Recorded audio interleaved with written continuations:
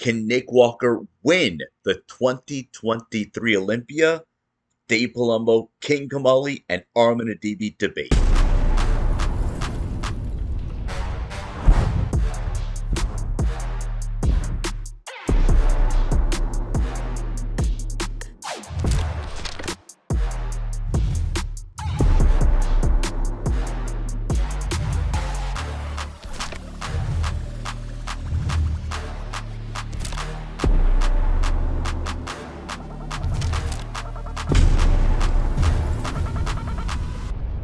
Armon, there's a reason that I wanted to make sure that we had you on this panel because you voiced your opinion last year.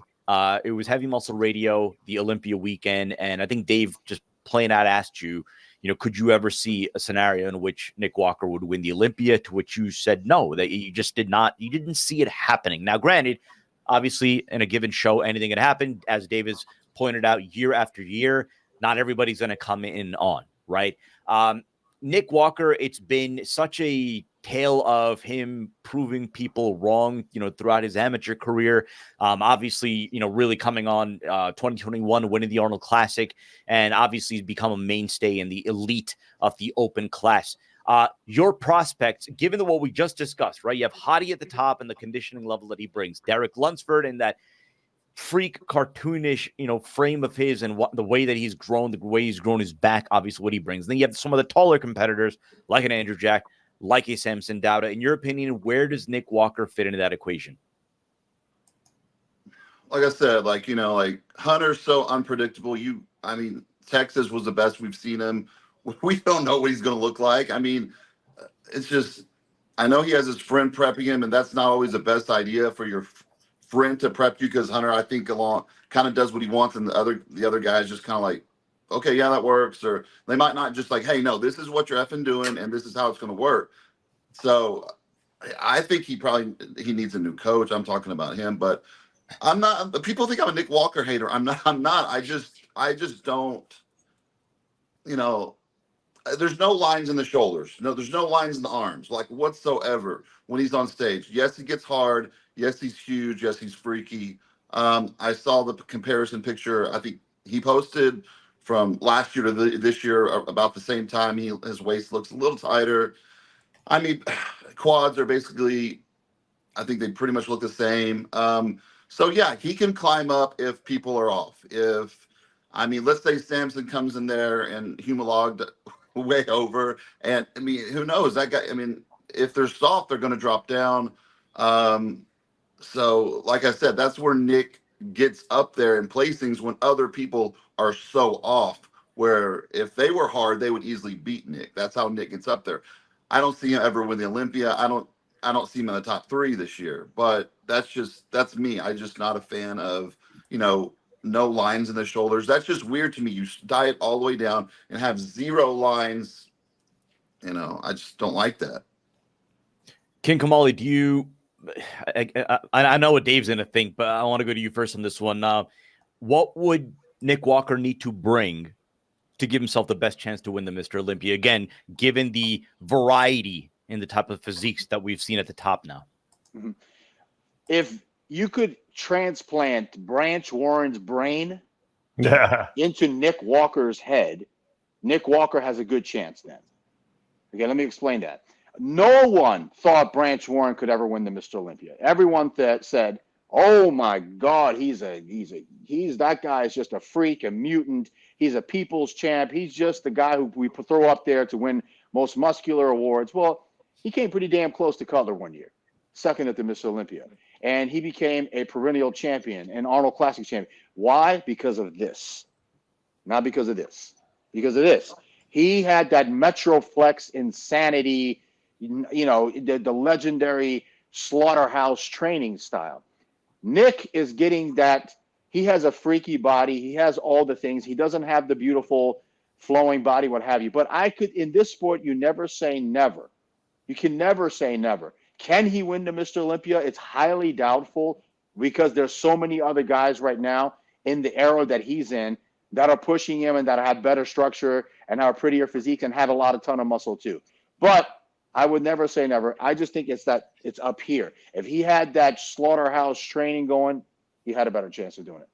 Dave, I mean, let's not forget, we just saw him again come second to Samson Dowda just 4 months ago. And, we've seen him obviously establish himself at this as a staple in the elite of the open class. And you've been someone since the day he turned pro, who's obviously been in his corner. You appreciate what he brings because he does bring, that dense muscle to the stage, that freak factor that you're a big fan of.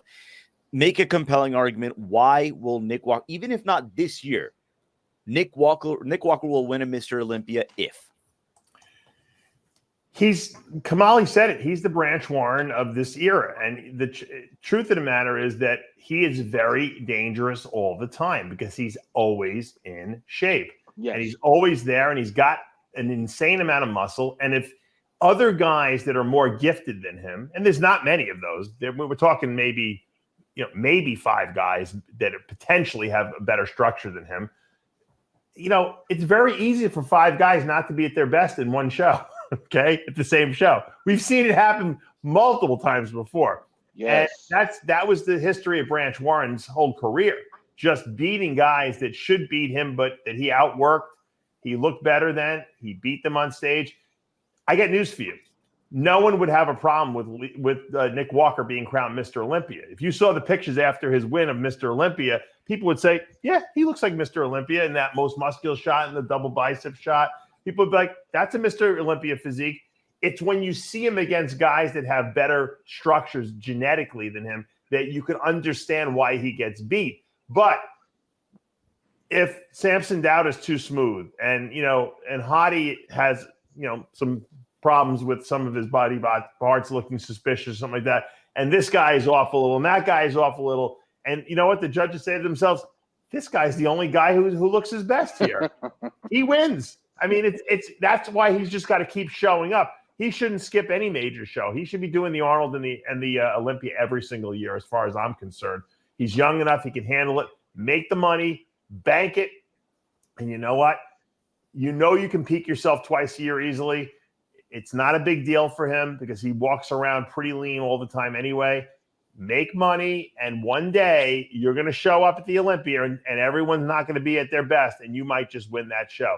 It's going to be harder for him because he can't earn the win. He has to kind of win by everyone else kind of not doing the right thing. But he has the physique to be crowned Mr. Olympia, and not a lot of people can say that they have that. And I think fair enough. I'm going to push back a little bit on this one, only because, and I'll go around the horn of this one. Like we've often said that Mr. Olympia should be the biggest, freakiest guy on that stage. Now we talked about, all the different physiques that we're going to see presented on. And who's calling me right now? Chris Aceto's calling me. I'm going to call you back, Chris. We always talk about that. We want to see Mr. Olympia be the biggest, freakiest guy on stage. What is it about Nick Walker that does not check those boxes? And again, we talk about in the right lineup, under the right circumstances. But again, if he comes in as the biggest, freakiest guy, fine. He may not have a physique that's going to be the most aesthetically pleasing to everyone. We see the comment section. We see obviously what people may think of him.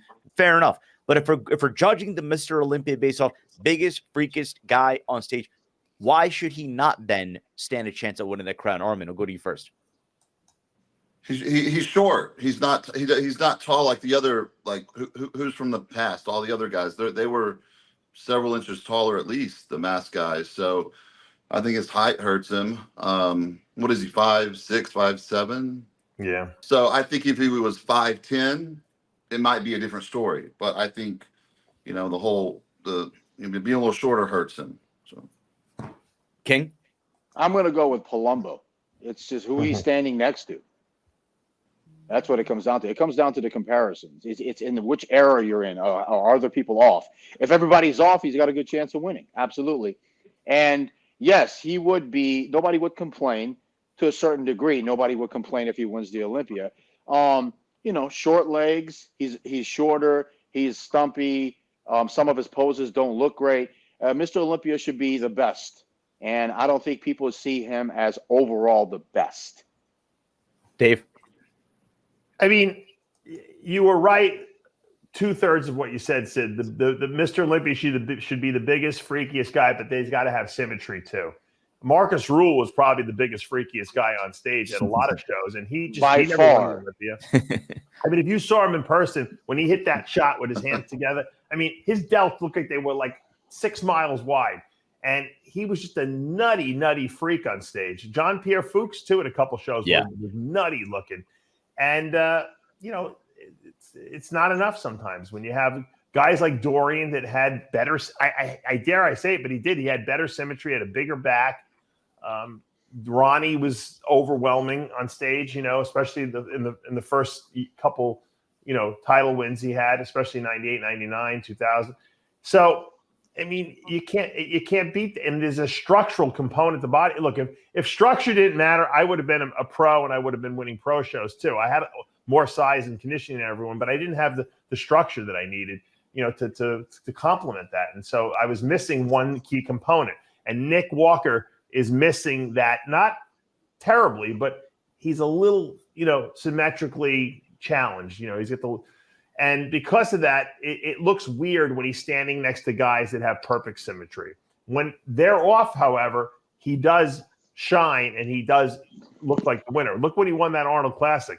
I mean, he was clearly the winner. He beat good guys at that show. No one complained that he was the winner because he was the best guy on that stage. And that's all these judges can ever do. And, they have a tough job. You got to vote for what's up there, not what a person is capable of, not what you saw on their Instagram, what's standing in front of you at that very moment. And that's all bodybuilding is. It's a flash, it's a single flash of a single second in time of what that person looked like at that moment. It might have no reality to the other 365 days a year. There might be another guy that looks better every single day of the year. Look at Kai Green. You don't think Kai Green was the best bodybuilder on the Olympia stage for several years in a row, but he somehow screwed it up, on the day of the show, and he wasn't his best, and he didn't ever won an Olympia, but he was absolutely better than Phil Heath as a bodybuilder overall. Phil just knew how to deliver. I mean, they called him Mr. Saturday Night for a reason. Yeah. He can deliver the goods when he needed to, and Kai couldn't.